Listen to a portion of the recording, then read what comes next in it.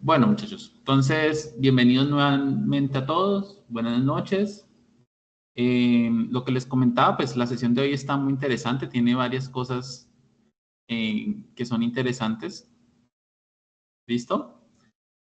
En este caso tenemos tres evidencias, que es mapa conceptual para la identificación y características de los componentes del ciclo de vida del software, un foro para implementar la arquitectura del software al caso de estudio y proyecto a desarrollar, y diagrama de despliegue para caso de estudio y proyecto de software. ¿Listo?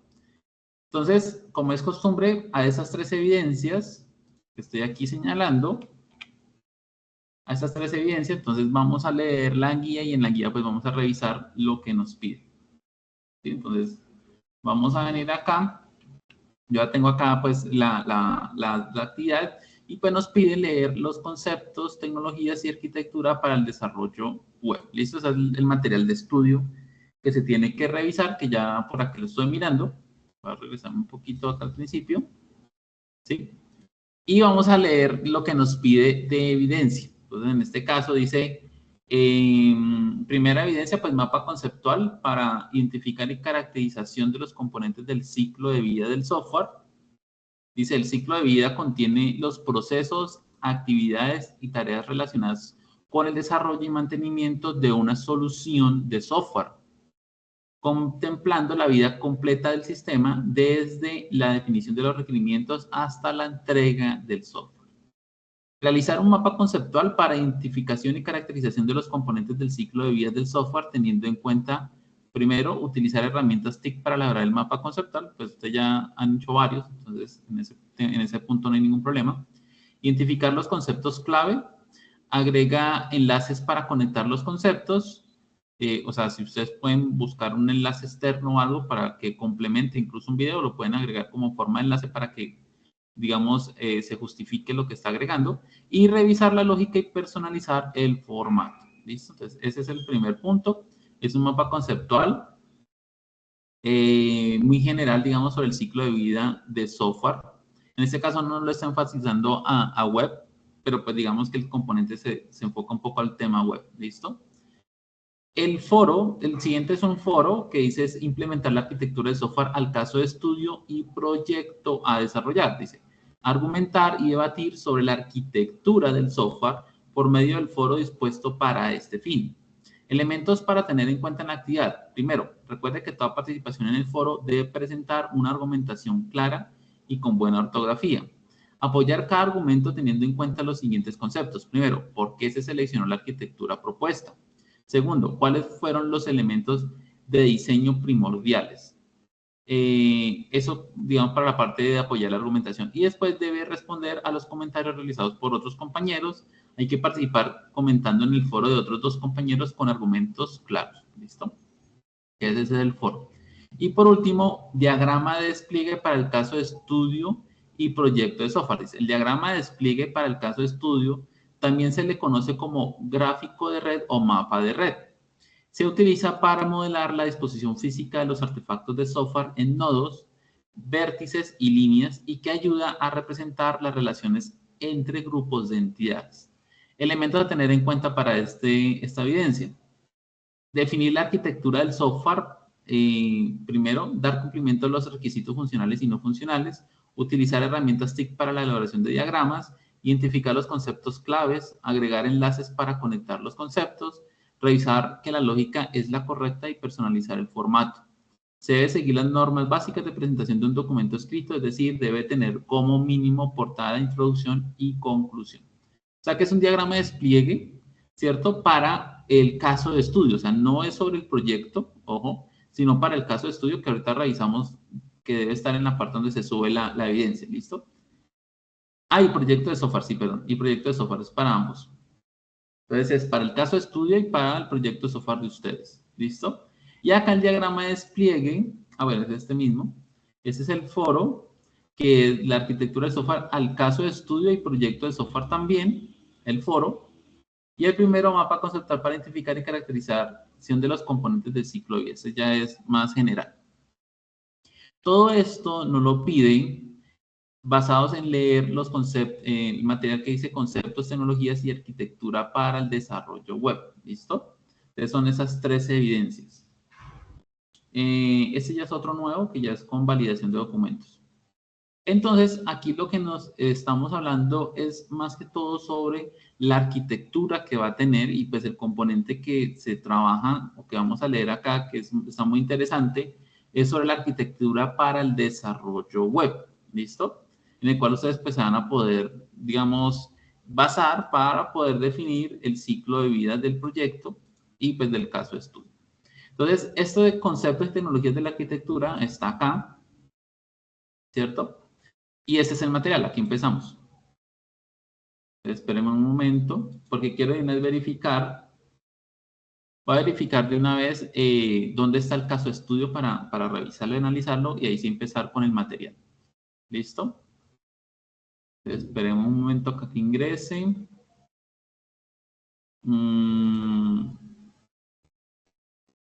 Creo que es este nuevo. Mapa, foro y yes, aquí. Debe estar acá y acá en el foro. Vamos a ver estos dos. Acá, donde dice anexo. Vamos a revisar.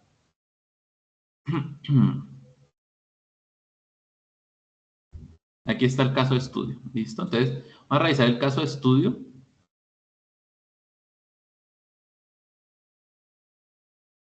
Entonces dice el caso de estudio, que es en el cual ustedes tienen que basarse en el foro y en la tercera evidencia. Obtener el diagrama entidad-relación para un sistema de control de vuelos adaptado a las siguientes reglas de gestión. Indicar la entidad, interrelaciones, etcétera, que se deducen de cada una de las reglas.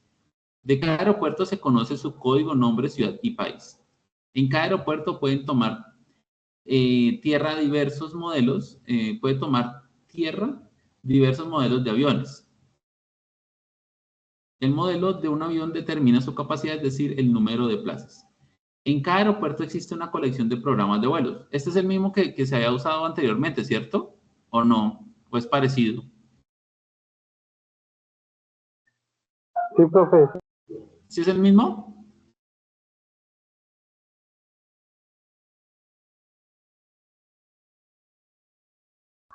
Entonces, Sí, entonces, lo que tienen que hacer es que basados en el mismo ejemplo, en el mismo caso de estudio del aeropuerto, hacen el resto, digamos, de evidencias. Espérame un momento acá. Es clave para el caso de estudio y proyecto. Sí, sí, o sea, es basarse en lo que ustedes ya hicieron. O sea, no vayan a hacer nuevamente el modelo relacional porque ya está hecho, ¿no?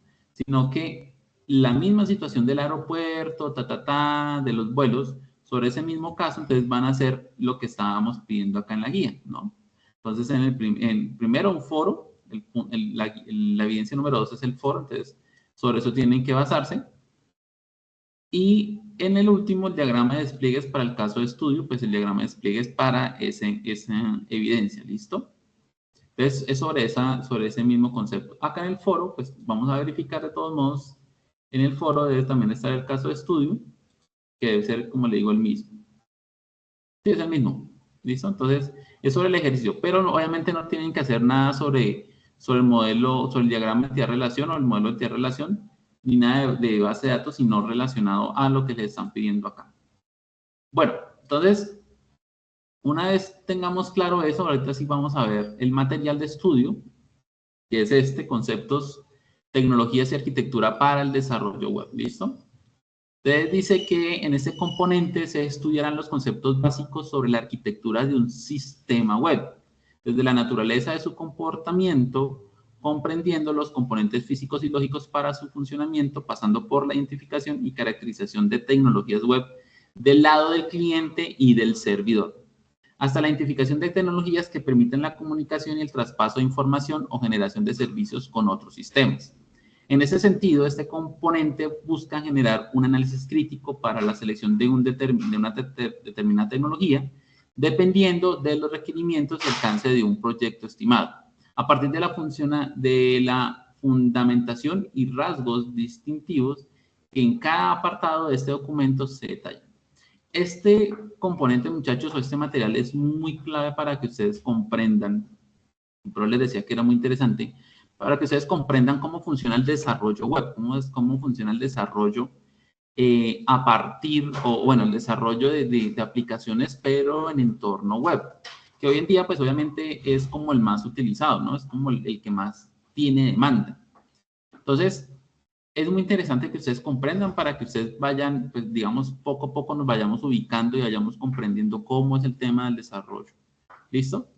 Primer punto, la Internet y la web. Dice, el desarrollo de las aplicaciones y sistemas web han sido una tendencia desde las últimas 3 décadas y sus mejoras han ido evolucionando conforme a las innovaciones de la infraestructura tecnológica que las soporta. Hoy día vemos que las aplicaciones son mucho más interactivas, más rápidas, más seguras y usables. Por ejemplo, esto es cuando se ingresa a un sitio web desde un dispositivo. Otro ejemplo es cuando vemos un video en YouTube, cuando conversamos por WhatsApp o vemos una serie en Netflix. Todas estas condiciones y aspectos se dan gracias a una robusta infraestructura de hardware que permite el despliegue no solo de las aplicaciones, sino de servicios que son usualmente utilizados día a día. En ese sentido, es importante comprender los primeros componentes que enriquecen y dan rigurosidad a la construcción de la naturaleza del sistema. Entonces, bueno, aquí pues habla un poco el tema de la historia del Internet. Esto yo se lo voy a dejar para que ustedes pues lo lean.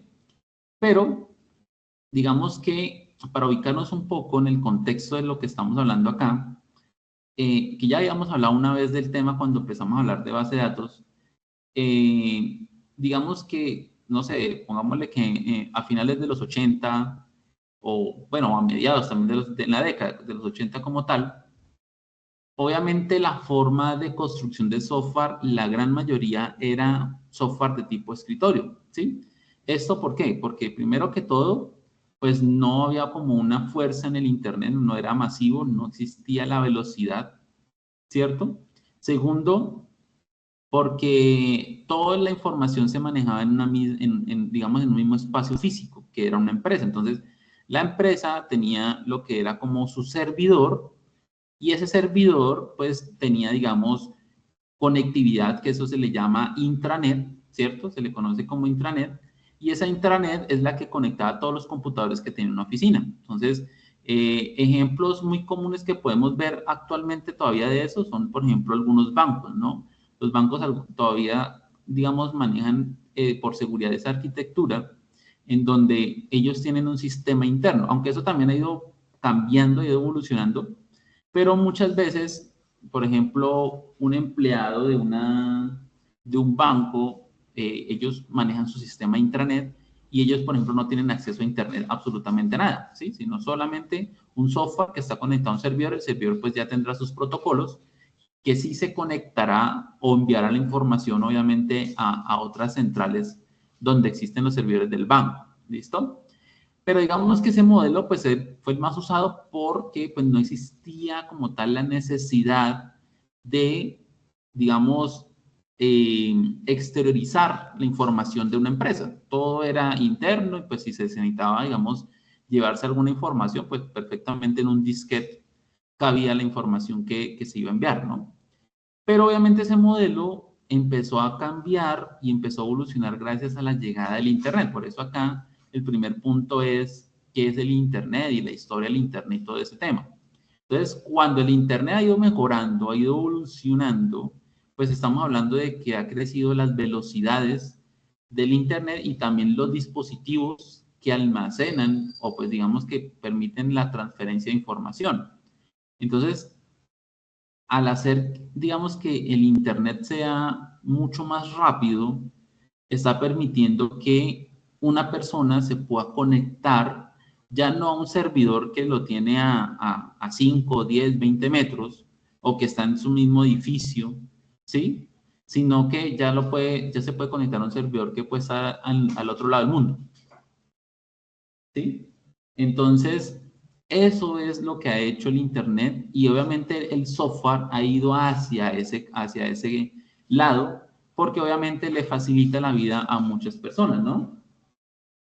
Entonces, digamos que el desarrollo empezó a irse hacia el lado web y eso pues poco a poco ha ido mejorando, ¿no? Entonces, hoy en día, por ejemplo, 2024, ya sabemos que, por ejemplo, tenemos la facilidad de, por ejemplo, ver películas en stream, como le decimos, ¿cierto? Gracias a plataformas como Netflix, o podemos ver videos en YouTube, algo que, no sé, de pronto los más jóvenes no se acuerdan, pero por ejemplo en el año 2001, 2003, 2004, era muy complejo, ¿no? Empezando porque pues un video usted tenía que dejarlo por lo menos 10 minutos que cargara para usted poder ver, digamos, un video, ¿sí? Dependiendo mucho de la velocidad, que es lo que ha ido que vaya evolucionando todo este tema. Pero hoy en día no, hoy en día la velocidad de carga de un video pues obviamente va mucho más avanzada de lo que usted ve. Entonces, mire cómo han cambiado los tiempos, ¿no?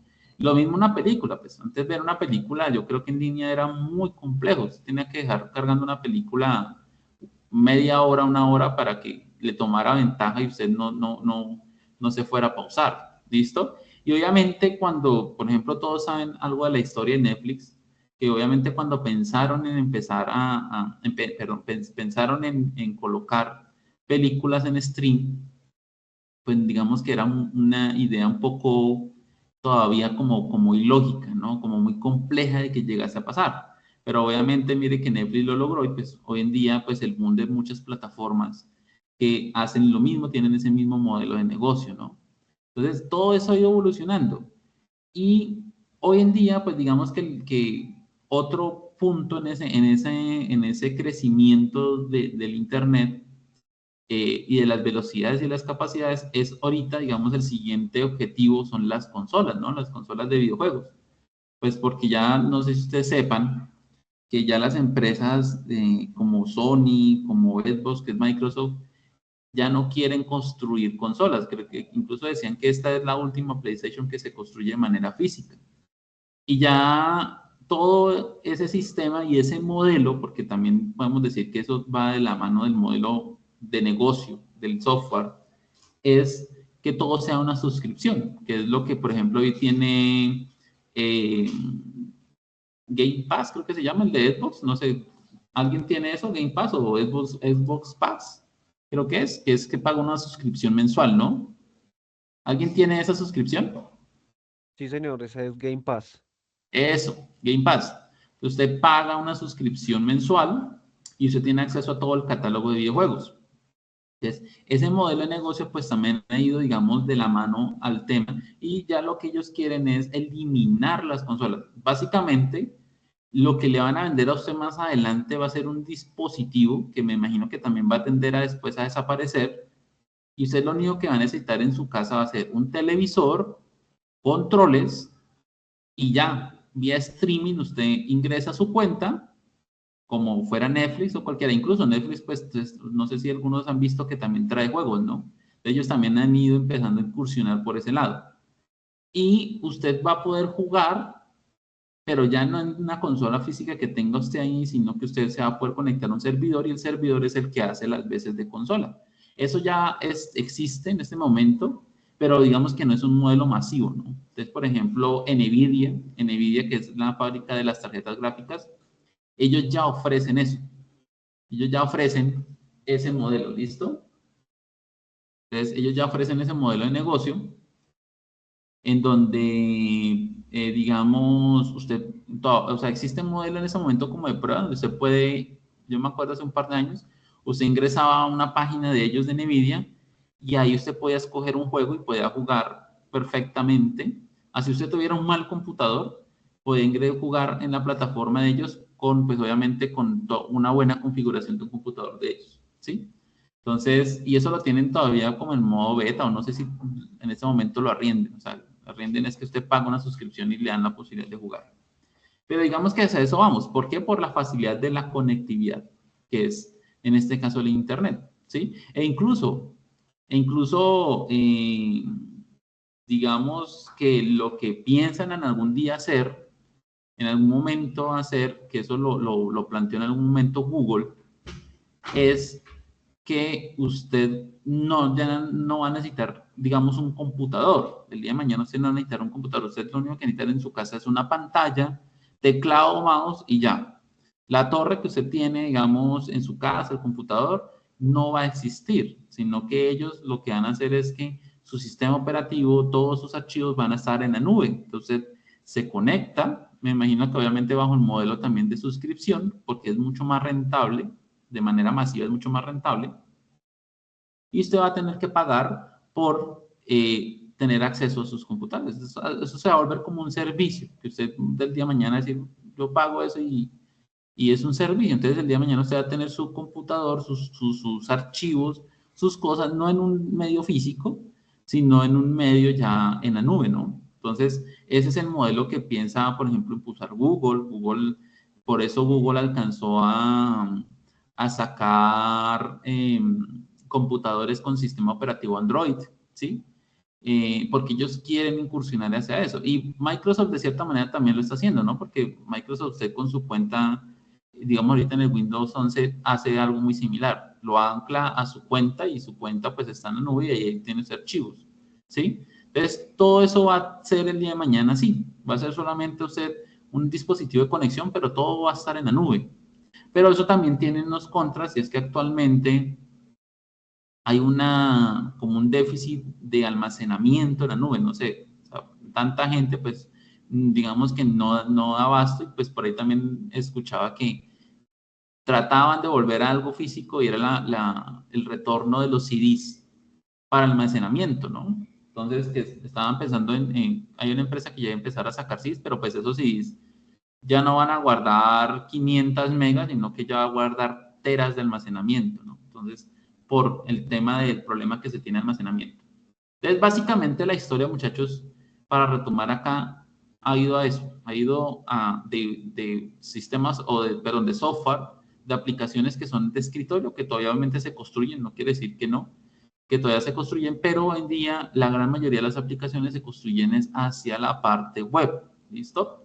Entonces, aquí empezamos a hablar un poco del hardware de red, que en qué consiste, dice que cuando dos computadores necesitan comunicarse, se pueden vincular a través de medios físicos, como por lo regular el cable Ethernet, o de forma inalámbrica con tecnologías como Wi-Fi, Bluetooth, Zigbee, entre otras. Entonces, pues esta es la conexión normal que existe, ¿no? Y pues que antes del Wi-Fi se hacía era por medio de cable, ¿no? Incluso yo alcancé a estudiar y no existía todavía el Wi-Fi.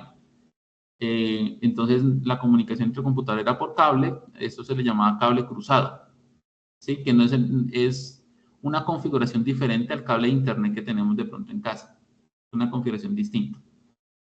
También los computadores de hoy en día pueden soportar cualquiera de estos tipos de conexiones. A continuación, se muestra un ejemplo de conexión vía Ethernet entre dos equipos. Entonces, la conexión entre dos equipos por computador, o por cable, perdón, se llama Ethernet. Cable Ethernet, que es el cable que tenemos de Internet, que conocemos como Internet, cable Internet, se le llama cable Ethernet, ¿listo? Pero si yo quisiera comunicar dos computadores, así como está en la imagen, ese cable Ethernet tiene una configuración que se llama un cable cruzado. Los cables tienen unos colorcitos, unos cablecitos de colores, y hay una configuración de eso, blanco, naranja, naranja, blanco, azul, azul. Bueno, hace rato no me acuerdo, pero tiene un código de colores y usted los tiene que colocar en esa manera. Pero si usted quiere hacer un cable cruzado para comunicar dos computadores, tiene que buscar entonces la configuración de esos cables, cambiarles el orden, y ahí usted crearía algo que se llama un cable cruzado. Pero sí es posible comunicar dos computadores por cable, ¿listo? Entonces se conecta normal a la entrada del cable de internet, pero el otro punta no va al switch, sino que al otro computador. Y así se comunican dos computadores. Existe otro ejemplo que dice, ejemplo de conexión entre 10 equipos o terminales. Dice, no se puede pensar que la red solo se limita a dos ordenadores. Se puede conectar tantos como se desee, aunque con mayor complejidad. Por ejemplo, si se quiere conectar 10 computadores, se necesitaría 45 cables y unos 9 conectores por computador, como se alcanza a apreciar en la siguiente figura. Entonces, obviamente, esto pues no es lógico, ¿sí? Pero para eso hay dispositivos que recogen la conectividad de cada computador, ¿no? No es tener tantas terminales, pero obviamente si se necesitara, pues sería más o menos la arquitectura, ojo a la palabra, a la arquitectura que se necesita. Esta es una arquitectura de red, ¿listo? Que es más o menos lo que está diciendo la evidencia, cuál es la arquitectura que se requiere, sino que ya es sobre el diagrama ¿de qué era? El diagrama de despliegue, ¿listo? Pero cuando hablamos de diagrama de despliegue estamos hablando también de este tema de red. Tercero, ejemplo de conexión de 10 equipos con un enrutador. Dice, por ejemplo, para que el terminal B reciba un mensaje desde la terminal A, o sea, estos dos equipos. Profe, qué pena le interrumpo, tiene Señor. pegada la imagen. Ok, espérame, ya lo quito y coloco nuevamente la esta.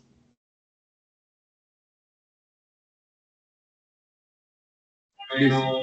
Ahí. ¿Listo? Entonces, aquí dice ejemplo, entonces ya es con un enrutador, que es diferente al que estaba acá, ¿no? Que ese ya es como cables, que cada computador va conectado con cada uno de los otros. No.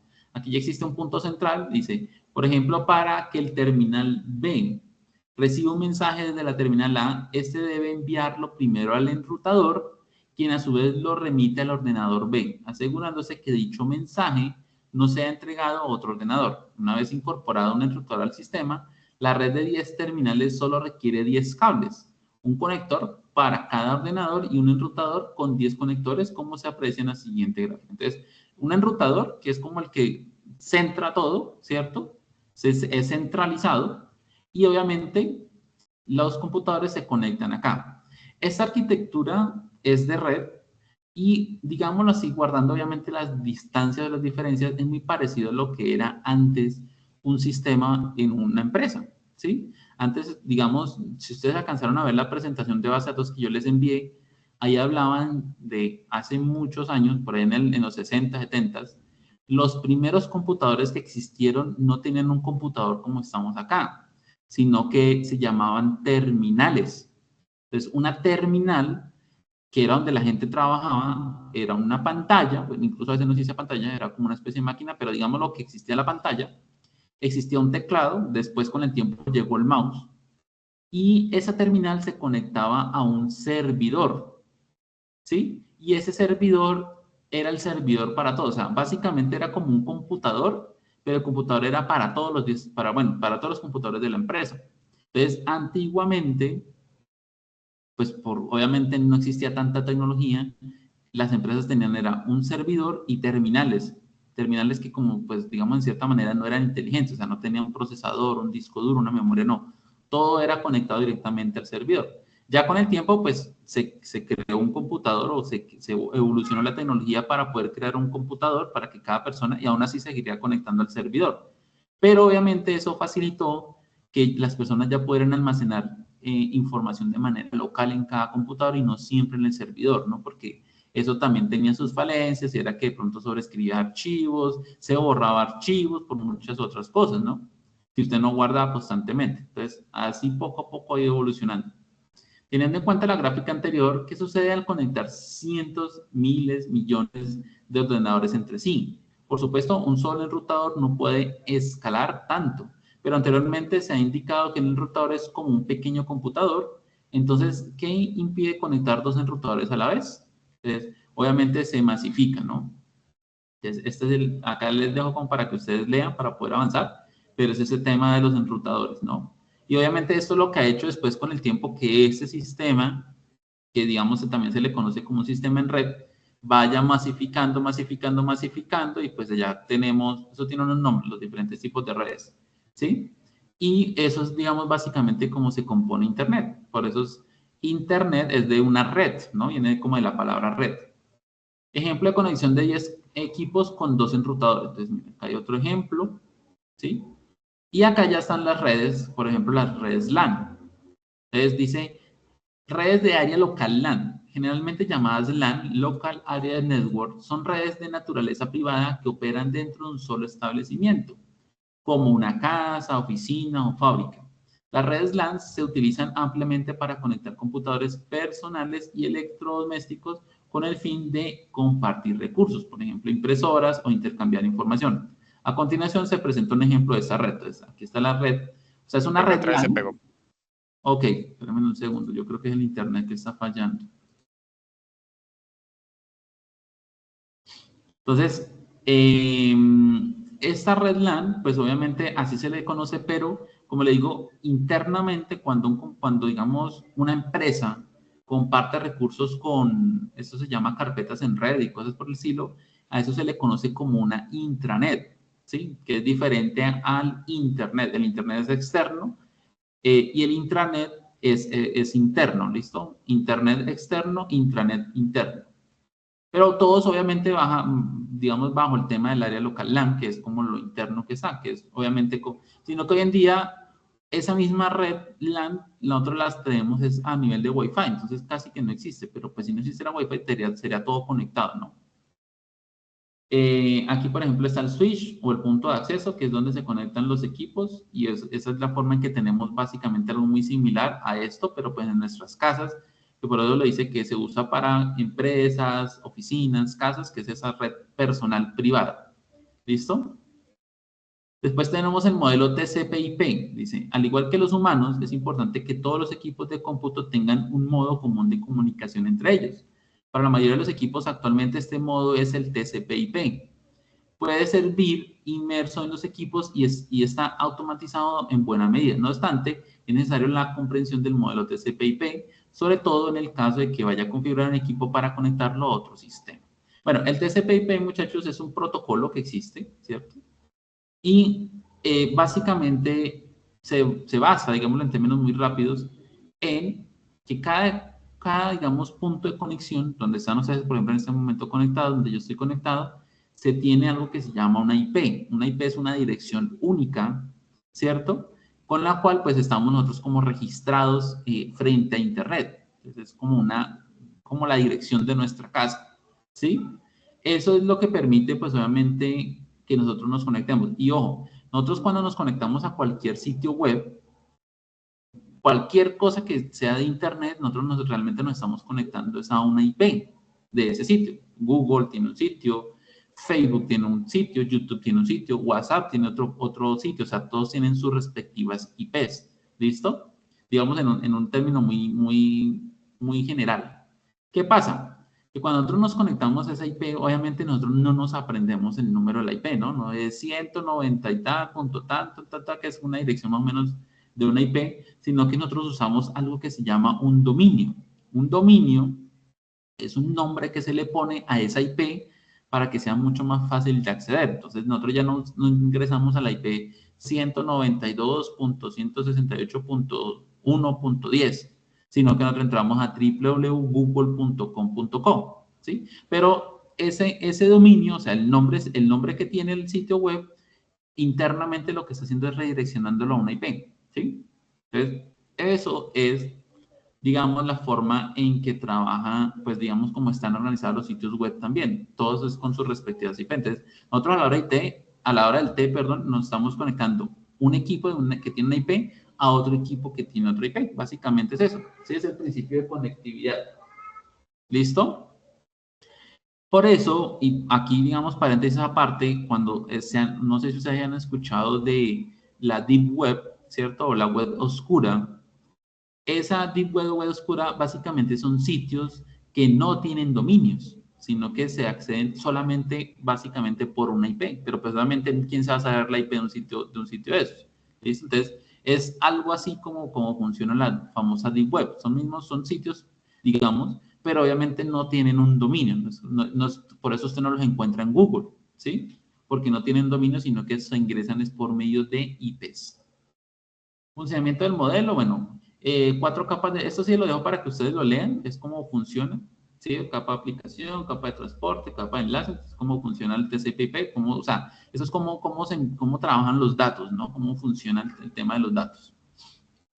Aquí está, ¿sí? El SSH, FTP, estos son como diferentes capas que existen para transportar información, archivos y cosas por el estilo.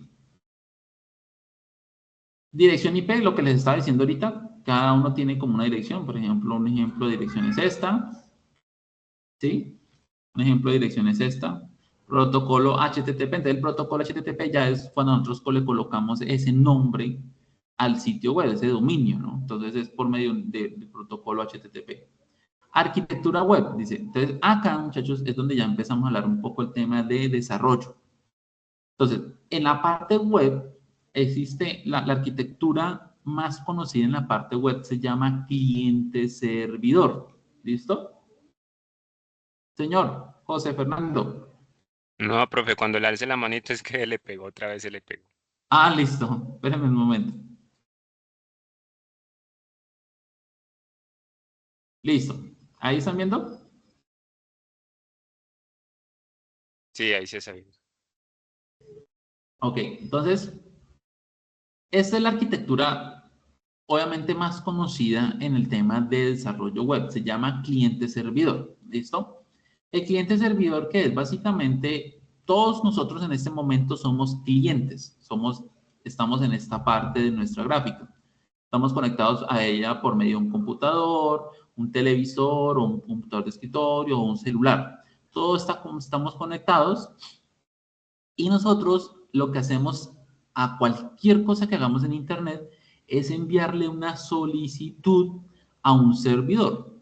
Entonces, lo que les decía ahorita, cuando usted busca un video, cuando usted pone un video, cuando se envía un mensaje por WhatsApp, cuando usted pone una película en Netflix o en cualquier lado, o cuando usted está jugando en línea, cualquiera de esas cosas, usted lo que está haciendo es el modelo cliente-servidor. Usted siempre está enviando datos a un servidor y el servidor, que lo que hace el servidor es que ahí es donde está almacenada la base de datos, le retorna a usted respuestas, ¿sí? Entonces, por ejemplo, si usted busca algo en Facebook, usted le está enviando una solicitud, le está diciendo, búsqueme cierta, no sé, un restaurante en Facebook, usted le da enter, entonces usted le está enviando una solicitud al servidor, el servidor recibe esa petición, dice, es que está buscando un restaurante que se llama El Roble, por ejemplo. Entonces, él busca, hace una consulta en la base de datos y le devuelve una respuesta y se la muestra a usted, ¿cierto? En la interfaz que tiene construida, digamos, la misma aplicación, en este caso, por ejemplo, Facebook, le muestra a usted un resultado de lo que usted está buscando. Entonces, todo lo que nosotros hacemos funciona bajo la arquitectura llamada cliente-servidor. ¿Listo? Siempre va a ser de esa manera y pues la arquitectura más usada. Obviamente aquí nos está hablando lo que le estoy diciendo, quiénes son los clientes, somos nosotros a partir de cualquier dispositivo y lo hacemos obviamente por medio de navegadores, ¿no? O aplicaciones que hacen el papel de navegador. Servidores web, entonces pues ya sabemos, es donde es el servidor como tal, pero a la vez es donde se almacena, bueno, en un término muy general porque hay servidores que están a veces aparte de la base de datos, ¿no? Eso ya es, digamos, uno enfocarse en conocer un poco más el tema de los servidores, pero pongámosle que el servidor a la vez ahí mismo tiene la base de datos, que casi siempre es así, y en algunos casos hay servidores que funcionan para gestionar la información y ese servidor le envía peticiones a otro servidor que es donde sí está almacenada la base de datos. Pero a la vez, o sea, a la hora del té, todo es un servidor web. ¿Listo? Entonces, aquí pues está la imagen, espero que la estén viendo, de otro ejemplo normal de lo que les estoy diciendo. Entonces, arquitectura cliente-servidor, aquí están los clientes acá, que es del lado del cliente. Todas esas peticiones viajan por medio de ¿qué? Por medio del Internet. Y el Internet, obviamente, es como el puente de comunicación, es como el canal de comunicación del Internet. Llega a un servidor, el servidor gestiona con la base de datos y pues, por ese mismo camino devuelve una respuesta. Aquí le está diciendo lo mismo, el mismo ejemplo, lo está explicando lo que le estoy comentando. Peticiones, respuestas, ¿sí? Por ejemplo, cuando usted le envía un mensaje a otra persona, pues son dos dispositivos, entonces la petición, cuando usted le envía, por ejemplo, un correo, usted le envía esa petición, igual tiene que ir hasta el servidor gestiona y retorna hacia la otra persona. O un chat también funciona exactamente igual, todo funciona así. Cuando usted juega, cuando usted, por ejemplo, está jugando en línea, es el mismo sistema. Usted, el juego lo que está enviando a la hora del té es información, ¿no? Información de pronto de lo que usted tiene en el juego, posición, todas esas cosas, y eso está llegando a un servidor y pues se lo está enviando a la vez a todo el mundo. Por eso les decía, el Internet ha avanzado tanto que podemos hacer eso hoy en día, pero antes no, antes usted no podía, eran juegos muy básicos para poder jugar en Internet, ajedrez, por ejemplo, ¿sí? Pero usted pensar en un juego en línea antes era muy complejo, ¿no? Entonces, eso es lo que ha evolucionado hoy en día con el Internet. Por eso, también, que eso lo hablamos en la parte de TIC, cuando hablamos del tema de TIC, por eso es lo que les decía también de las distancias, ¿no? Jugar usted o conectarse a un servidor que está por allá en China, pues es muy complejo porque de todos modos afecta la distancia. O sea, todavía nos afectan la distancia del servidor, por eso existen servidores más cercanos o centrales de datos más cercanas, ¿no? Nosotros nos conectamos generalmente aquí en Colombia, se conecta mucho con servidores en Miami o en Brasil, ¿sí? Casi siempre, ¿de acuerdo? Y si la información tiene que viajar de aquí hasta pongámosle Miami. Miami muchas veces sube a Nueva York y de Nueva York a Europa. Y ustedes ya saben que todo eso lo hacen es por medio de cables, ¿no? Ya hablamos de eso. Bueno, acá hay un ejemplo, pues, digamos, de un login que es como la parte de la interfaz del cliente. Otra vez, listo. Espérame, ya paso pantalla y seguimos.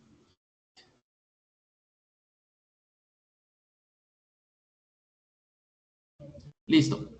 Introducción a las tecnologías para el desarrollo web. Entonces, aquí ya empezamos a hablar de tecnologías. Entonces, ojo, así como existe el cliente-servidor, muchachos, o sea, el protocolo cliente-servidor, en el desarrollo también está separado en dos lados, en dos partes. Por eso les decía que esta parte era muy importante para comprender cómo se desarrolla. Esas dos partes están divididas en algo que se llama el front-end y el back-end. ¿Listo? El front-end, pues digamos el término sería como parte frontal y el back-end pues sería como la parte de atrás, ¿cierto? De una aplicación. Cuando usted desarrolla una aplicación web, usted la divide en front-end y en back-end. Eso es algo relativamente nuevo porque antes casi no existía o no estaba tan marcada esa diferencia. Hoy en día sí es muy marcado. Entonces usted cuando está aprendiendo desarrollo, usted puede volverse un desarrollador front-end o un desarrollador backend, o puede hacer ambos, que se le llama un desarrollador full stack. Full stack es que maneja ambas cosas, ¿listo? Pero el desarrollo se separa hoy en día y eso obviamente se hace por muchas cosas, por muchas mejoras, incluso pues para especializar la profesión de desarrollador, para pues digamos hacer que el desarrollo sea muy rápido, más organizado, muchas cosas, tiene muchas ventajas. Está separado en dos partes, lado frontend y lado backend, ¿listo? Entonces, el frontend, dice, son usadas para el lado del cliente, o sea, el frontend es todo el que se encarga de la parte frontal, es lo que nosotros vemos. Por ejemplo, lo que estamos viendo en este momento, eso lo desarrolló alguien en algún momento, ¿no? Y es frontend, lo visual, lo bonito, que se muestre no sé qué, que la animación, que los textos, los colores, todo eso lo desarrolló alguien y eso se llama el lado frontend o lado del cliente. Dice, sea de un sitio web o aplicación, se utilizan para desarrollar los componentes interactivos y producir los elementos de los usuarios, ven e interactúan con ellos. Esto incluye colores y estilos de texto, imágenes, botones y menús de navegación, entre otros objetos interactivos. Normalmente estas tecnologías y lenguajes vienen implementados en los diferentes navegadores. O sea, el navegador es el que entiende eso. Primer lenguaje, que no es un lenguaje de programación, ya lo hemos dicho en los lunes que estamos viendo el tema, es un lenguaje de maquetación que se llama HTML5, ¿no? Con el cual construimos las páginas web que nosotros estamos trabajando.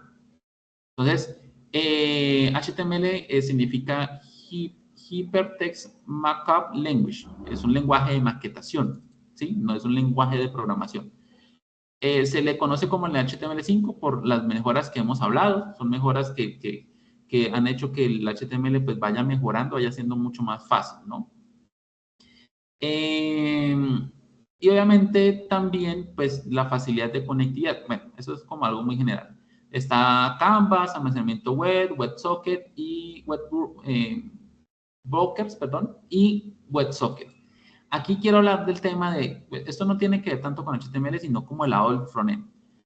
Sí, el Canvas, por ejemplo, es una forma que evolucionó, ahí acá hago un pequeño paréntesis, porque aquí tenemos que hablar de Flash. ¿Ustedes se acuerdan de Flash? ¿Alguien se acuerda de las animaciones hechas en Flash? ¿Sí se acuerdan? ¿Alguien? ¿Huevo Cartoon? ¿No se acuerdan de Huevo Cartoon? ¿No se acuerdan de los jueguitos en Flash? Huevo Cartoon, bueno, hay muchas cosas así. Sí, ya, pues veo cartón, sí me acordé ya. Eso, entonces Huevo Cartoon y todo eso, eso fue hecho bajo una tecnología que se llamaba Flash. Esa tecnología nació bajo una empresa que se llamaba Macromedia y después la adquirió Adobe. Adobe tuvo Adobe Flash, pero entonces era una tecnología que nació para hacer animaciones, ¿sí? Pero las animaciones se podían incrustar en páginas web. ¿Qué pasó? Que la gente vio tan llamativo el tema de las páginas en Flash que empezaron a hacer páginas web en Flash.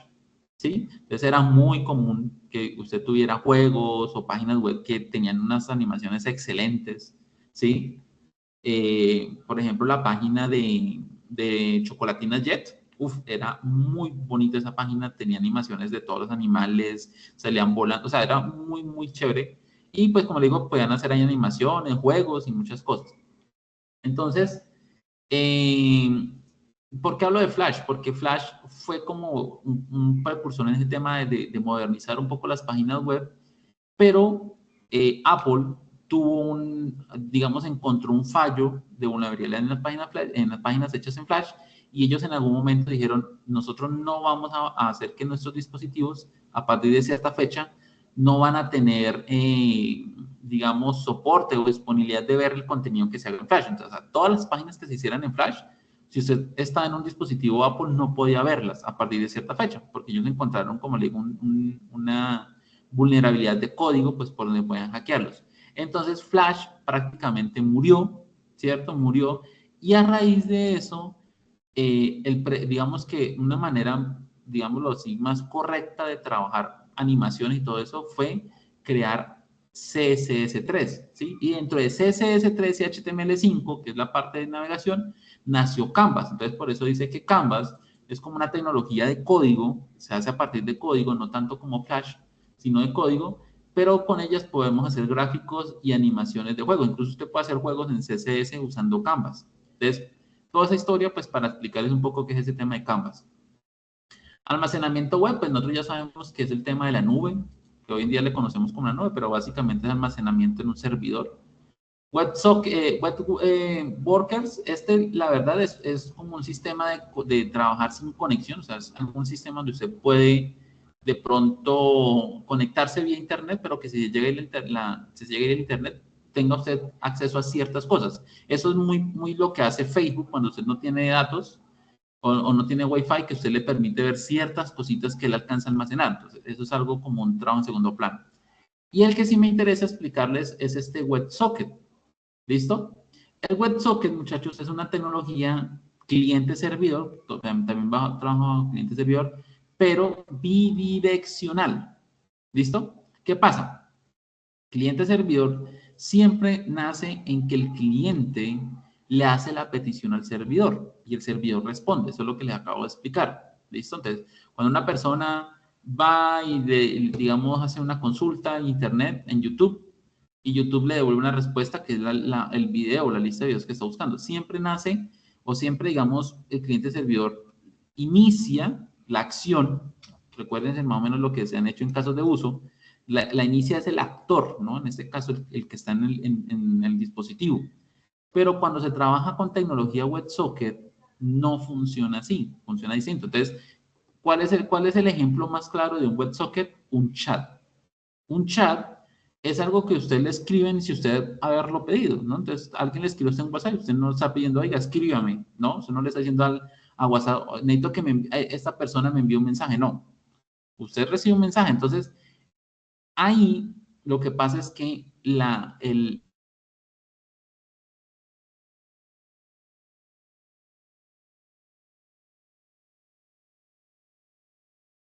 un WebSocket es un canal de comunicación, ¿sí? Entre dos.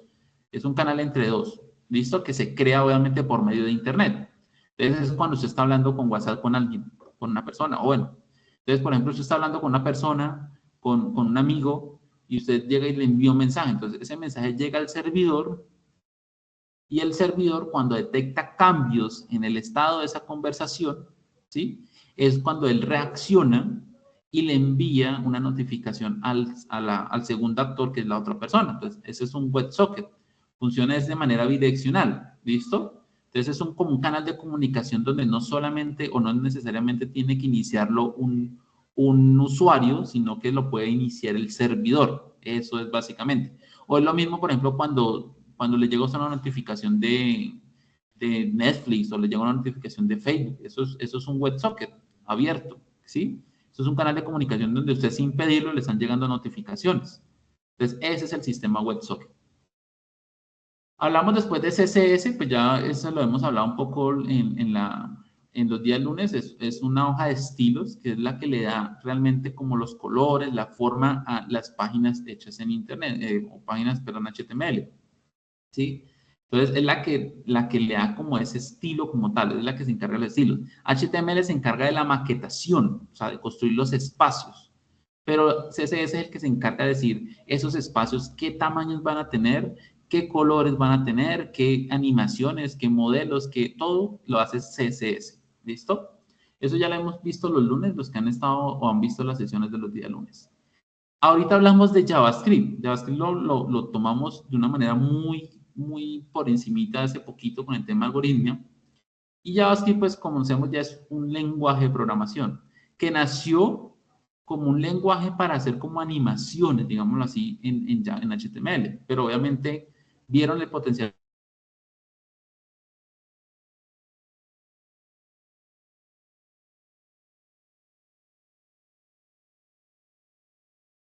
Recuerden, o sea, al lado del frontend.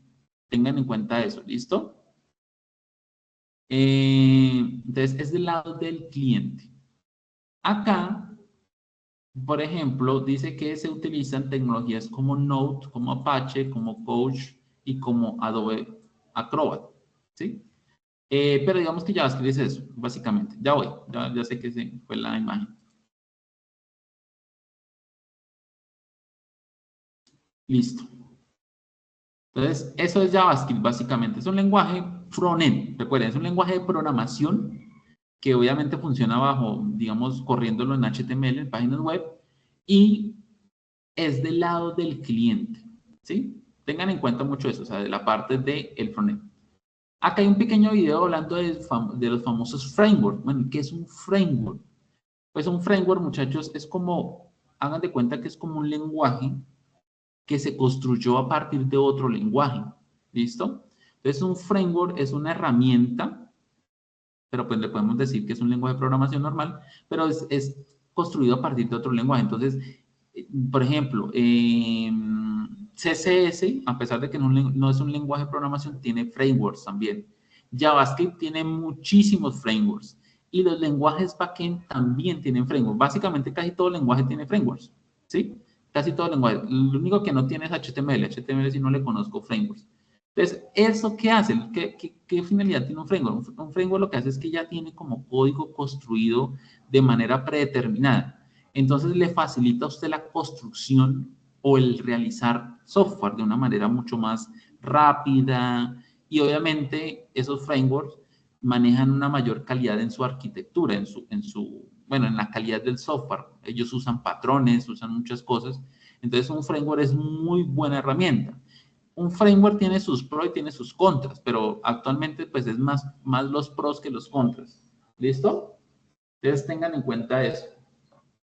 Entonces, un framework es eso, que obviamente vamos a ver algunos más adelante. Después hablamos de las tecnologías del backend. Entonces, ahora sí estamos hablando del lado del servidor. ¿Listo? O sea, del lado del servidor, ¿quiénes son? En el lado del servidor, ¿qué está ubicado? En el servidor, ¿qué está ubicado? ¿Qué les he dicho a ustedes hoy en la noche? ¿Qué está ubicado en el lado del servidor? Alguien que me diga. La base de datos. Perfecto. ¿Quién lo dijo? ¿Quién dijo la Adolfo. base de datos? ¿José Adolfo? Sí, Adolfo. Ah, ok. Que como activa y desactiva rápido el micrófono, no lo alcanzo a ver. Muy bien. En el lado del servidor está la base de datos, ¿no? Entonces, ¿qué pasa? Las tecnologías backend, o sea, todos los lenguajes backend que son del lado del servidor, pues su tarea básicamente es gestionar, o sea, administrar las peticiones que le envía el frontend, ¿sí? Y esas peticiones él las administra frente a la base de datos. Entonces, hay lenguajes que son especializados para eso. Entonces, dentro de esos teníamos PHP, que es web, Java, que no es web, es escritorio, ¿sí? Pero ellos tienen una versión web que se llama Java Web, ¿listo? .NET, que también es escritorio, pero pues también tiene una versión web. Ellos todos los lenguajes tienen una versión web que es ASP.NET. Python, que en este caso sí podemos decir que también, digamos, sí es como escritorio, pero también, digamos, tiene una versión web, ¿listo? Que es más que todo Django. Python es muy básico, pero digamos que él sí necesita un poco más de los frameworks para poder, digamos, hacer aplicaciones, porque Python es más para temas, digámoslo así, como de inteligencia artificial, de crear modelos, ¿sí? Entonces, ya para hacerlo más enfocado a hacerlo un lenguaje de programación, ya se necesita frameworks como Django, ¿listo? Entonces, esos lenguajes, básicamente, del lado del backend, lo que se encargan es de crear, digamos, peticiones o administrar las peticiones que vienen del lado del cliente y administrarlas frente a la base de datos. Entonces, por ejemplo, PHP, que es como el más usado y como el más sencillo de aprender. PHP recibe una petición, por ejemplo, de JavaScript o de HTML, diciéndole, oiga, regístrame esta persona. Entonces, PHP recibe el mensaje y él va a la base de datos por medio de una consulta a la base de datos, le dice, mire, regístreme esto, la base de datos le dice, listo, ok, quedó registrada la persona, y PHP le devuelve ese mensaje al frontend. Entonces el frontend se encarga de mostrarle a la persona por medio de HTML, CSS, diciéndole, mire, listo, usuario registrado con éxito. O si existe un error, pues hace el mismo proceso, la base de datos le devuelve el mensaje de error diciéndole al lenguaje, no sé, le faltó este dato o este dato está mal, no sé, no era número, sino que era texto, por ejemplo, y PHP pues le devuelve ese mensaje al frontend, ¿sí? Al lenguaje frontend. Y entonces ya le responderé, y pues eso es lo que nos sale a nosotros en las pantallas cuando dice usuario incorrecto o información incorrecta. Eso es básicamente. ¿Listo? Todos los lenguajes que estamos hablando tienen sus respectivos también frameworks. Entonces, PHP tiene Laravel, tiene CodeIgniter. Por ejemplo, Java tiene, el más usado se llama Spring Boot. En .NET se llama Entity Frameworks. Y en Python pues está Django y hay otro por ahí que en ese momento se me escapa el nombre. ¿Listo? Tres tecnologías, miren, Node.js, ojo, aquí es donde empieza, para que ustedes tengan claro ese concepto. ¿Qué es Node.js? ¿Qué es esa vaina? Node.js es un framework de JavaScript. ¿Listo? Para que ustedes aquí se ubiquen y comprendan bien esta parte. JavaScript es un lenguaje front-end, del lado del cliente. Pero Node es una tecnología que desarrollaron, o sea, es un framework de JavaScript. O sea que en teoría debería funcionar del lado del cliente. Pero Node.js es una tecnología que lograron construir para que fuera del lado del servidor. O sea que Node.js es un lenguaje que permite comunicarse con un servidor, o sea, con una base de datos. ¿Listo? Entonces, para que tengan eso bien claro, esa novedad. Entonces, Node.js no es del lado del cliente, a pesar de que nació de JavaScript, sino que es un lenguaje, es un framework, perdón, más que todo, del lado del servidor. ¿Listo? Él permite hacer gestiones frente a la base de datos.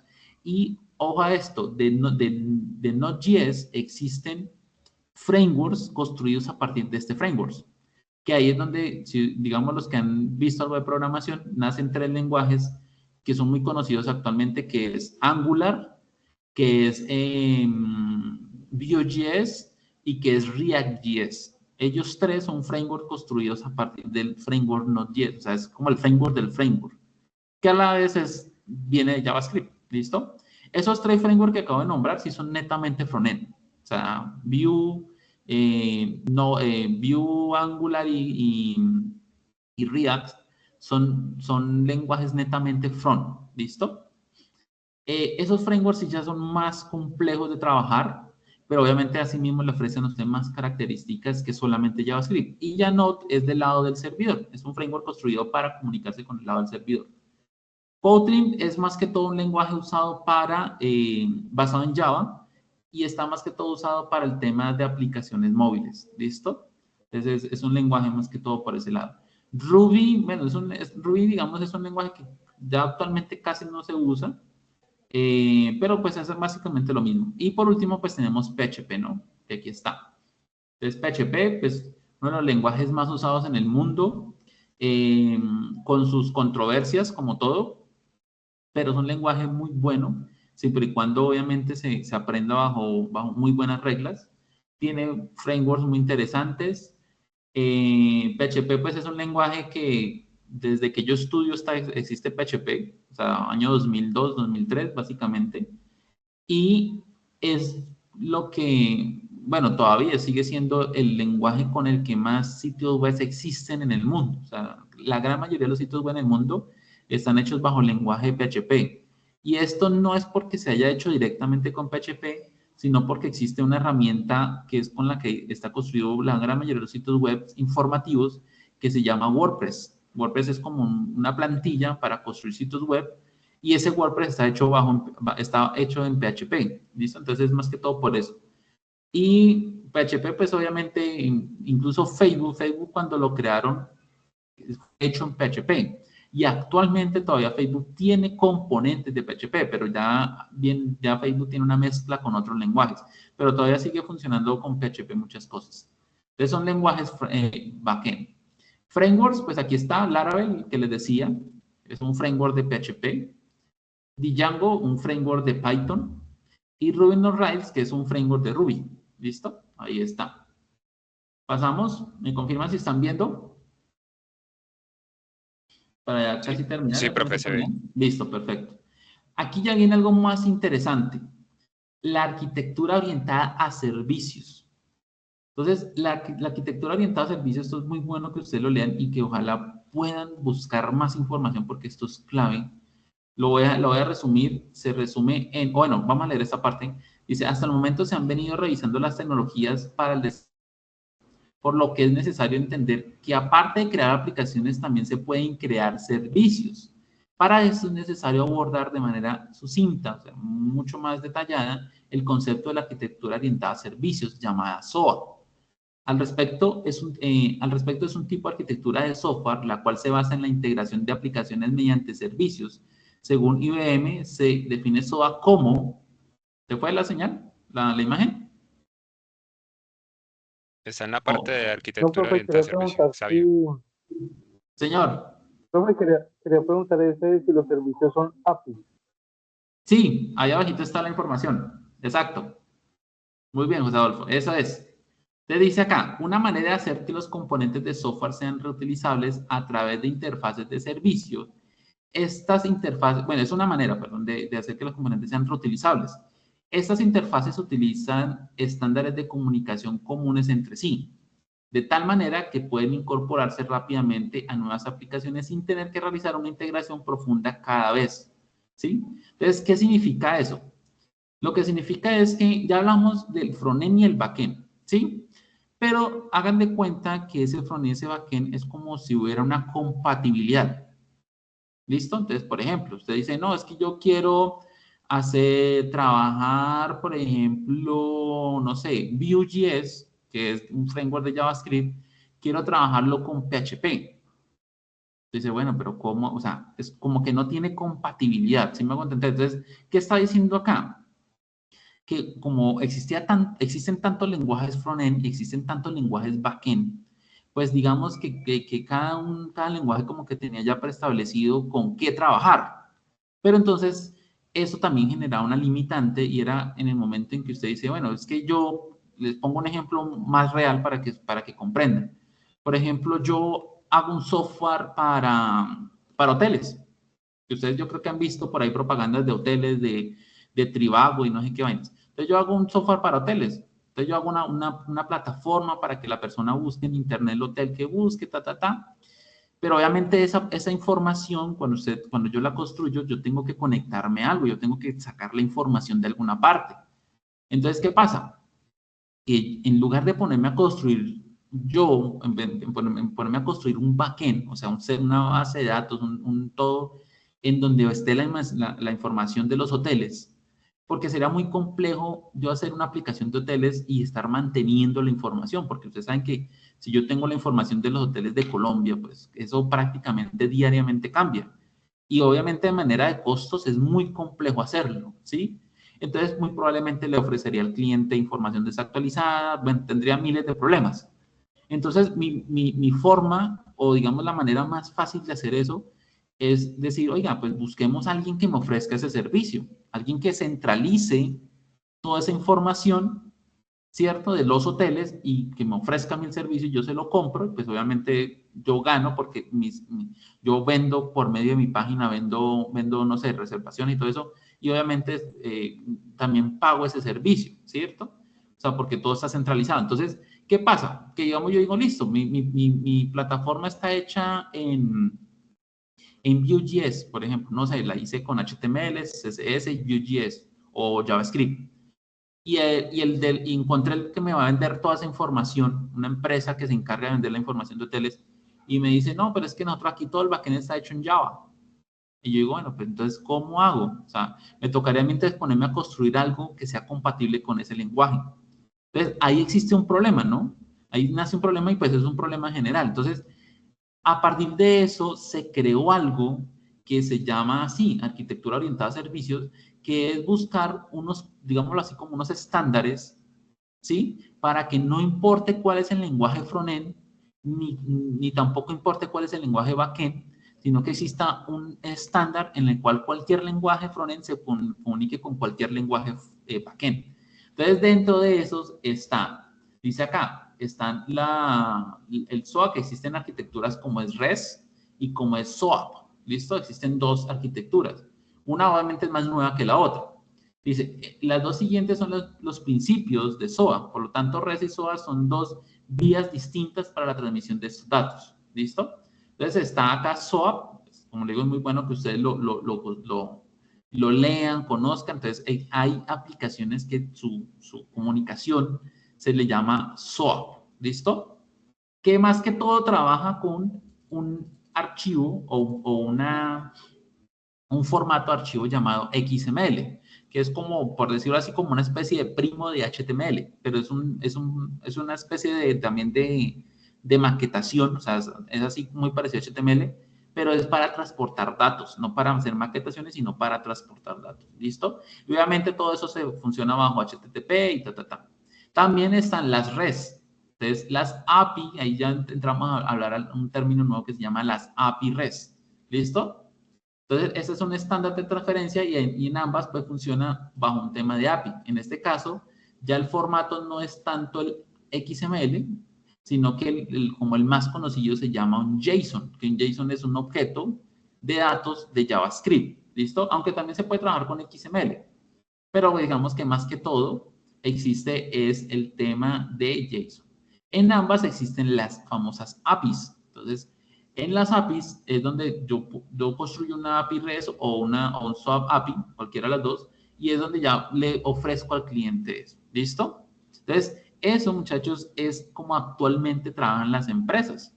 Las empresas trabajan, por ejemplo, les pongo muchos ejemplos de ese tema. Los juegos ofrecen APIs. Si usted, por ejemplo, quiere construir algo para WhatsApp, usted lo hace por medio de la API. Entonces, las empresas, ¿qué hacen? Las empresas lo que hacen es, por ejemplo, WhatsApp. WhatsApp le construye una API y una API es, haga de cuenta que son, o sea, esto que construyen acá, lo hacen las empresas para dejarle como una puerta, ¿sí? De entrada o un canal de entrada a la persona que se quiere conectar a esa API. ¿Listo? Entonces, yo, por ejemplo, pongámosle el caso, yo soy dueño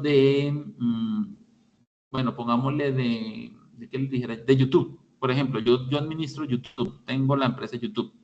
YouTube tiene API, por ejemplo, ¿sí? Pero obviamente yo no quiero que en la API, que es donde cualquier persona, digamos, de cierta manera se puede conectar y puede consultar información, yo no quiero que en esa API, pues, digamos que cuando consulte sepan cuánto gana un youtuber o cuánto tiene tal cosa, ni nada de eso. ¿Sí? O sea, Adolfo, cuénteme. Profe, por ejemplo, una pasarela de pagos es Una pasarela de pagos también es una API. Exacto. Ese es un buen ejemplo también. Una pasarela de pagos, por ejemplo, esto PCE eso es una API, donde lo que hacen ellos es decirle, mire, usted envíeme, por ejemplo, yo tengo una página de zapatos y tengo pasarela de pagos por PCE. Básicamente lo que hace la persona que desarrolló la página de zapatos es capturar de la persona cierta información, que lo hace cuando la persona se registra o cuando inicia sesión, y esa información se la envía a la API. Y ya la pasarela de pagos lo que hace es recibir esa información y él internamente, que uno no sabe cómo funciona esa API, la pasarela de pagos, pero él internamente procesa esa información y es la que conecta después con el banco. ¿Listo? Entonces, eso es, por ejemplo, es una API. Eso es una API que tocaría mirar si es SOAP o si es, por ejemplo, REST, pero es muy probable que sea SOAP. ¿Listo? Entonces, esos son lo que se llama arquitectura orientada a servicios. Perdón, eso es lo que actualmente, digamos, funciona. ¿Listo? Entonces, es una forma de comunicar y es una puerta de comunicación. Como le digo, la empresa, por ejemplo, en este caso PCE, para cambiar el ejemplo, PCE se encarga de esa API, pues en esa API pueden hacerse también consultas. O sea, yo puedo también tanto enviar información como en muchos casos también consultar. ¿Listo? Entonces, cuando yo hago esa consulta, también digamos que yo como dueño de la plataforma, de la API, ¿cierto? Administro qué información es la que voy a dar por ese medio. ¿Listo? Para que obviamente no sea una puerta de entrada para que puedan consultarla a la base de datos lo que quieran. No. Yo soy el que, digamos, organizo y digo qué información es la que se puede, digamos, consultar. ¿Sí? Soy el que restringo qué información va ahí. Entonces, lo que pasa con YouTube, se puede hacer consultas, se puede usar la API de YouTube, pero obviamente va a ser imposible que en la API usted encuentre, por ejemplo, consultar cuánto se gana un youtuber o cuánto se gana cierta persona, ¿sí? Porque esa información ya no la ofrecen en la API, sino que es otra cosa. Entonces, usted puede consultar en la API, no sé, los videos más vistos en el último mes, son cosas que se ofrecen en la API. Señor. Esa parte que usted está como comentando acerca de la configuración, como de ese lado se le denominaría backend o eso tiene otro tipo de nombre. No, eso es backend, ¿sí? Eso es backend. Entonces, la API, digamos, es como la frontera entre el frontend y el backend, ¿sí? Entonces, usted, por ejemplo, hace un frontend y usted lo conecta a una API, o sea, usted manda la petición a la API y la API lo que hace es recibir y ya de ahí para allá, pues lo que trabaja es el backend. Y el backend le devuelve a usted la información, o sea, el mismo sistema cliente-servidor le devuelve la información por medio de la API le responde, ¿sí? Sino que ya está estandarizado, o sea, la API lo que hace es estandarizarlo. Le dice a usted qué información usted puede recibir o qué información usted puede enviar, ¿listo? Y adicionalmente, pues el estándar está en XML o en JSON, o sea, es un lenguaje en común que se hace para que no afecte qué lenguaje usted tiene del frontend o qué lenguaje tiene el backend. O sea, yo puedo hacer una API con PHP o yo puedo hacer una API con Java o puedo hacer una API con Python y usted puede hacer un frontend con JavaScript, con HTML o con Vue, con React o con lo que sea, ¿sí? O sea, usted puede hacer el frontend como quiera o incluso con un lenguaje para celular, ¿no? Entonces, con Kotlin, bueno, con todos ellos, entonces, esa es la API, sino que la API, aparte de eso, pues me permite a mí controlar qué información es la que va a manejar por ahí. ¿Listo? O sea, para que obviamente usted cuando se conecte con el frontend no tenga acceso a todo el backend, no tenga acceso a toda la base de datos, sino a lo que yo me limito a hacer ahí. ¿Listo? Hay una página que a mí me gusta mucho, que la usé bastante el año pasado, y que vamos a hacer un ejercicio los lunes con eso, pues mucho más adelante, que se llama PokeAPI. ¿Listo? Esta es una API de ejemplo donde me muestra más o menos, o bueno, me muestra cómo es una API. Solamente que todos los ejemplos de APIs que hemos hablado ahorita, por ejemplo, de PC, pues obviamente no es que cualquier persona se pueda conectar, ¿no? Para eso la empresa, por ejemplo, si yo estoy interesado, me toca conectarme con ellos, desarrollar la página, eso se hacen unos pasos, por ejemplo, yo tengo que desarrollar la plataforma, hacer unas pruebas, todo eso, y ya después ellos ya me dan acceso, y obviamente existen unas llaves de acceso, ¿sí? Unos tokens de acceso que ya es para que sepan que soy yo una persona autorizada que está teniendo acceso a esa API, ¿listo? Pero obviamente también hay APIs como esta y hay muchas más que son APIs de ejemplo para usted aprender. Entonces, por ejemplo, miren, esta es una Poke API basada en Pokémon y así son las peticiones. Miren. Entonces, estas peticiones, si yo las envío, ellas me están devolviendo, por ejemplo, esto. O, por ejemplo, si yo cambio acá a Pikachu, aquí está la información de Pikachu. ¿Listo? Señor José Adolfo. Profe, qué pena. Entonces, ¿qué es un web service? ¿Cómo? Profe, es que yo he escuchado, por ejemplo, cuando dicen que van a conectarse por un web service. ¿Esa es una API? Mm, no, un web service no es como tal una API, sino que es como el canal de comunicación, digámoslo así, ¿sí? Que existe para comunicarse a una API como tal. Espera un momento. Le estoy comentando a los otros que ya me conecto. Sí, un web service es eso, más que todo. Es como el canal de comunicación que existe, digamos, que existe para poderme comunicar con la página como tal. ¿Listo? ¿Sí? Sí, sí, sí, me hago entender. Es como el canal de comunicación, más no es como una API. Sí, profe, es como la conectividad, o sea, es como el acceso que nos dan. Exacto, eso es más que todo un web service, como el canal que existe como tal, pero no es una API. Que puede existir una API dentro de ella, sí, porque pues ya es como la forma en que interactúa. ¿Listo? Esta la vamos pues cuando hacemos más adelante en las sesiones de los lunes, vamos a hacer algo con esta Poke API, muy interesante. Ya he hecho algunos proyectos con esta Poke API, porque le muestro a ustedes, bueno, les tengo que mostrar por aquí, no sé si tenga, no creo que tenga aquí nada de eso. Sí, aquí está el sitio de ejemplo que hice. Bueno, no sé si está muy actualizado, pero mire, esta, por ejemplo, la hice yo con el grupo del año pasado. Vamos a ver por acá, si me permite.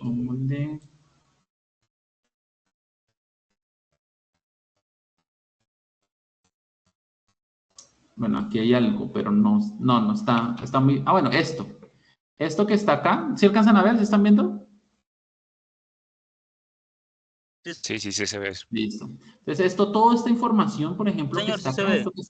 que están viendo, esto no lo escribí yo en HTML, sino que viene de una consulta de esa API. Entonces, es un apartado acá donde yo puedo traer las categorías. Por acá hay una que es de categorías. Entonces, esto está construido dinámicamente para la construcción. Por ejemplo, si yo entro acá a esto que dice volar, bueno, la imagen de dinosaurio sí, esa la tengo yo quemada. Pero, por ejemplo, ahí en Fly, miren, esta es una página que construimos, sino que creo que está muy desactualizada porque no me está trayendo. Aquí él me trae todos los Pokémones de esa categoría y esa es una consulta que se hace a la API de PokeAPI, ¿sí? Entonces se construye, se trae la información y se renderiza. Renderizar es como mostrar, ¿listo?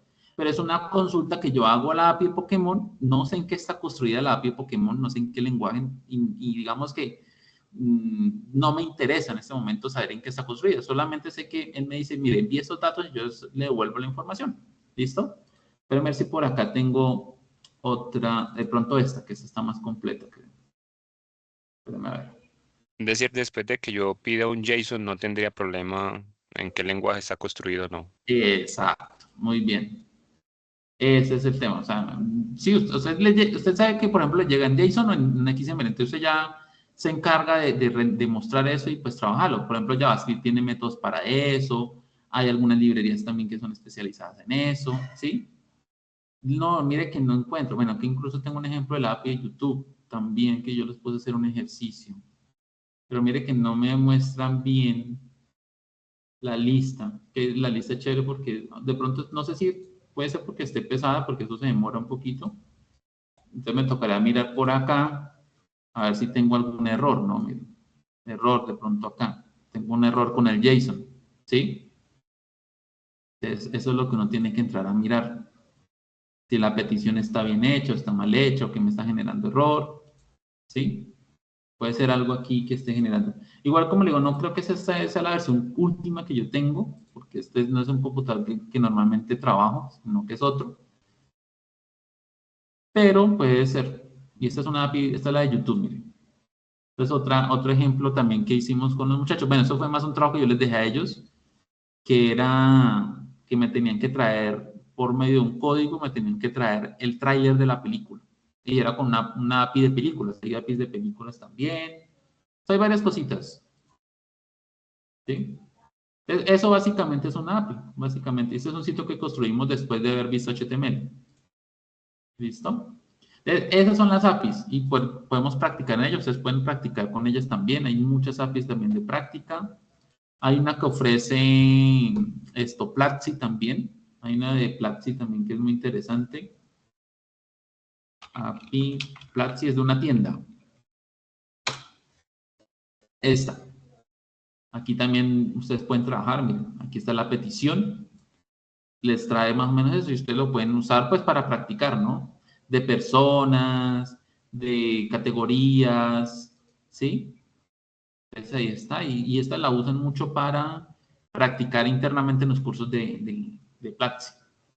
¿Listo, muchachos? Entonces, con esto, muchachos, terminamos entonces, pues, el tema de hoy. ¿Listo? Entonces, la idea, digamos que la explicación de hoy no va tanto de la mano con lo que pide la guía, porque acá habla más que todo es como del diagrama de despliegues, que es el que tiene que ver con el tema de la red, ¿sí?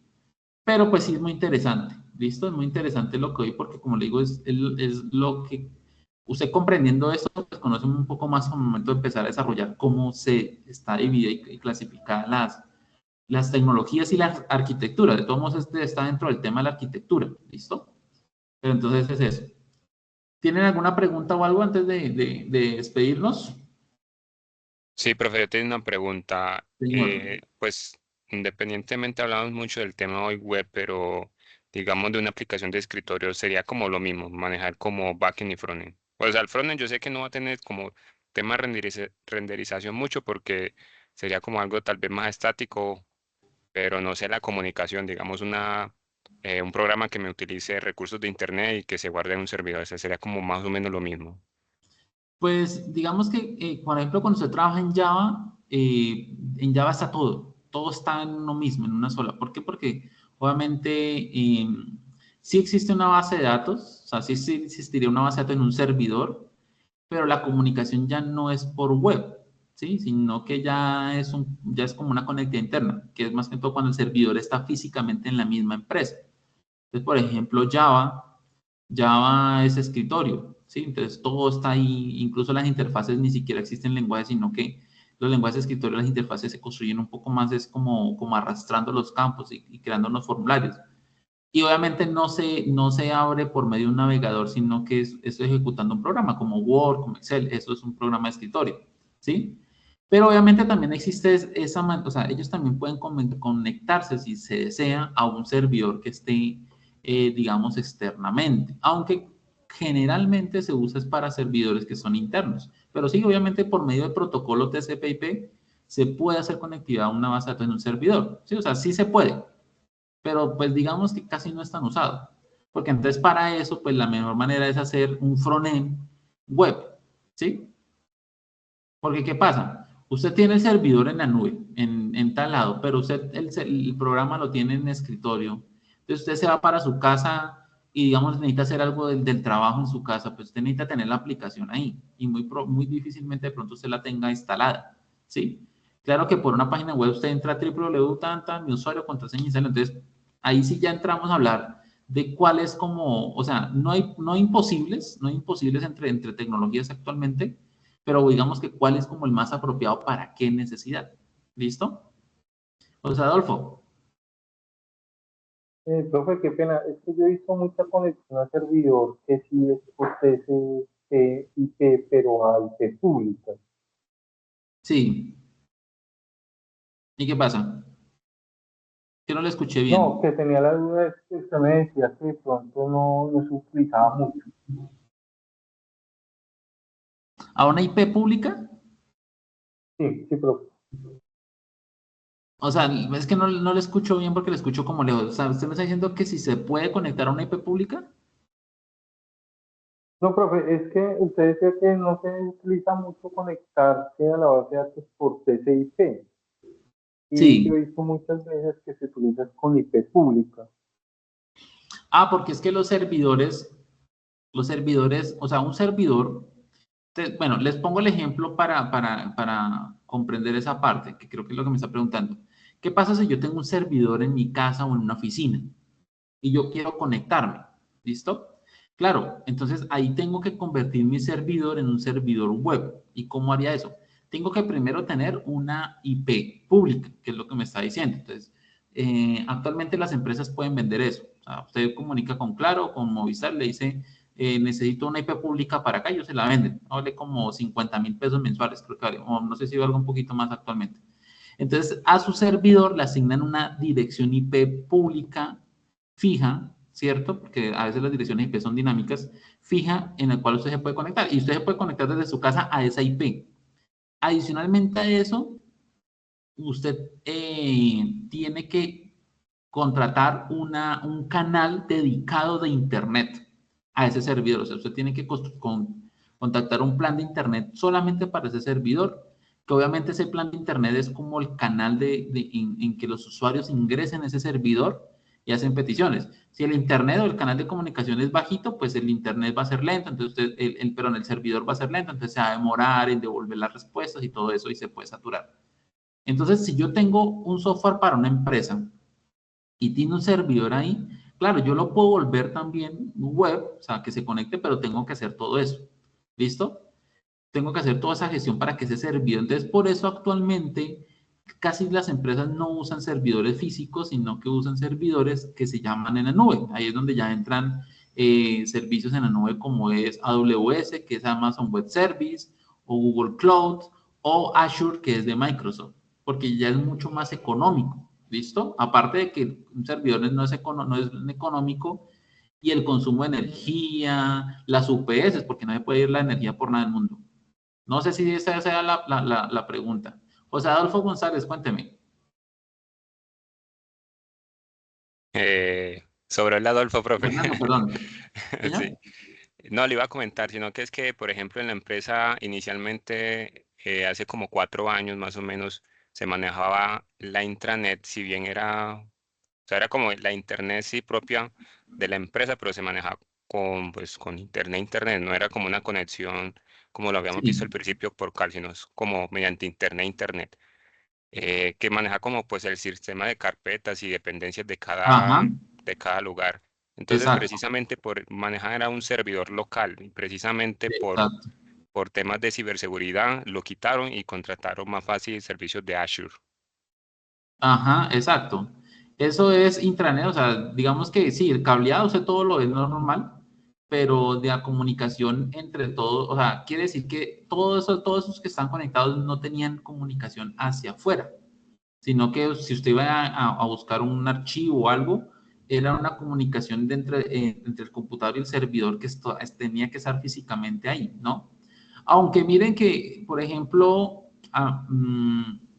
o sea, sí podría existir, porque yo me acuerdo que cuando yo estaba de aprendiz del SENA y yo hice las prácticas en una empresa, estaba haciendo las prácticas, ellos tenían, no sé cómo era el tema, porque pues eso es más que todo la gente que se dedica al tema de redes, pero la oficina tenía dos sedes, obviamente una muy lejos de la otra, y ellos manejaban servidores intranet, pero no sé cómo era. Me imagino que sí conectaban por medio de internet normal, pero yo me podía conectar o entrar a las carpetas de otro equipo y ese equipo estaba en la otra sede. Sí, o sea, era una intranet, pero era entre dos puntos lejanos, pero la verdad no sé esa parte. Señor, profe, eso se hace por medio de un túnel. O sea, usted le genera como una carretera por medio de las dos IPs. puede Eso ser, se sí, llama en algo redes, se llaman así. túneles. Ajá. Eso. La verdad, porque esas son las personas que trabajan el tema de redes son los que conocen cómo es ese tema. Pero sí, yo nunca supe bien cómo era que se podía uno comunicar en intranet, pero era a un computador que estaba en otro lado físicamente.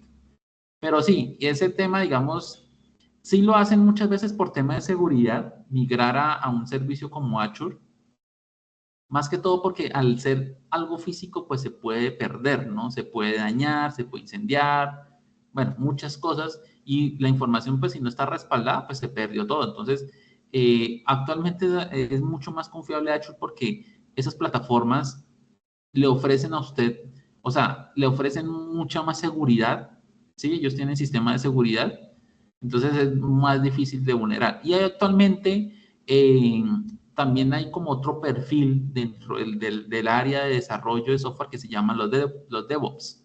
Los DevOps son personas que saben también algo de programación, pero se dedican más que todo a la administración de esos servidores.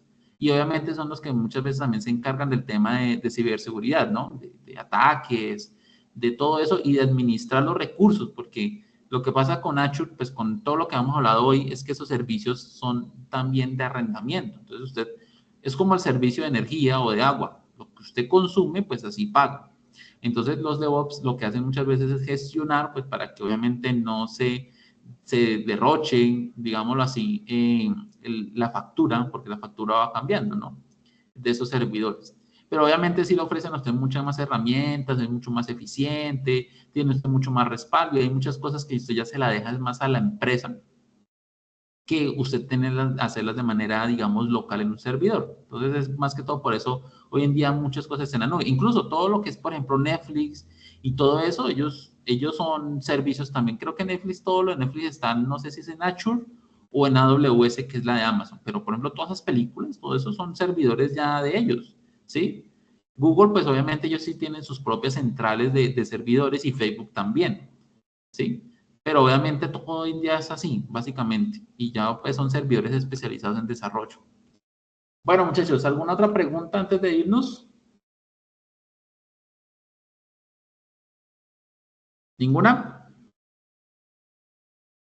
No, señor, ninguna. No. Listo, muchachos. Entonces, pues recuerden las evidencias, son 3 evidencias.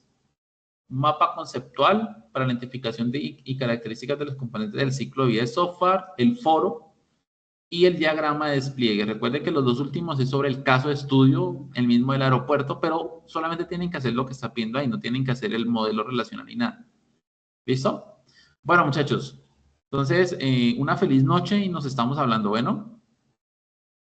Listo, Eso, muchas profe, muchas gracias. gracias. Buenas noches para Listo, todos. Profe, muchachos, muchísimas que estén bien. gracias. Ok, chao, que estén bien. Chao, muchachos.